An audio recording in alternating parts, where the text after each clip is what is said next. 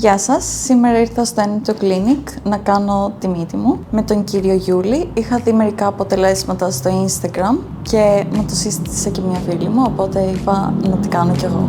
Ο λόγος που κάνω τη μύτη μου είναι η καμπύλη στην οποία έχω και μερικά θέματα όπως με την αναπνοή μου, οπότε περιμένω τα αποτελέσματα.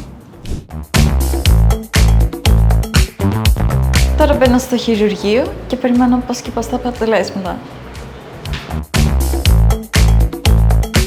Atëre, përshëndetje.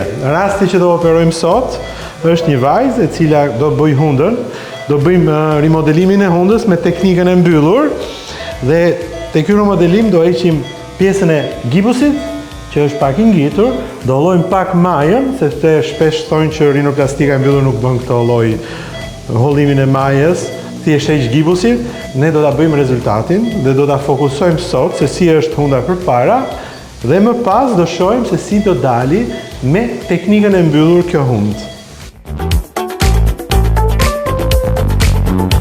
Atëre, sapo mbaruam ndërhyrjen kirurgjikale, bën me metodën e mbyllur, pra rimodelimin e hundës me metodën e mbyllur. Korrigjuam pjesën e septumit brenda, që është pjesa funksionale, goca kishte goxha vështirësi dhe njëkohësisht bëm dhe anën estetike që pak a shumë e filmuam përpara me dritë për të parë dhe diferencën e rezultatit që bëhet me rinoplastikën e mbyllur. Çdo gjë nuk ka as shenja si gjë.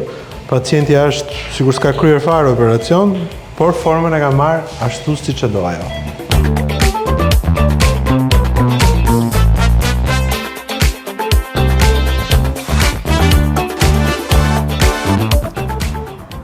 Wow! Είναι τέλεια. Είναι πολύ καλύτερη από ό,τι περίμενα. Μπορώ να κάθομαι στο καθρέφτη όλη μέρα.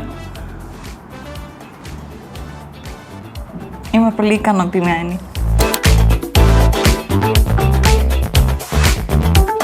Εδώ είμαστε μετά από 7 μέρες μετά το χειρουργείο. Είμαι πολύ ευχαριστημένη με τα αποτελέσματα που πήρα. Ο Dr. Γιούλη και οι συνάδελφοί του ήταν καταπληκτική σε όλη τη διάρκεια της επέμβασης. Είμαι πολύ χαρούμενη που επέλεξα αυτή τη κλινική. Ευχαριστώ την Enneto Clinic και τον Dr. Γιούλη.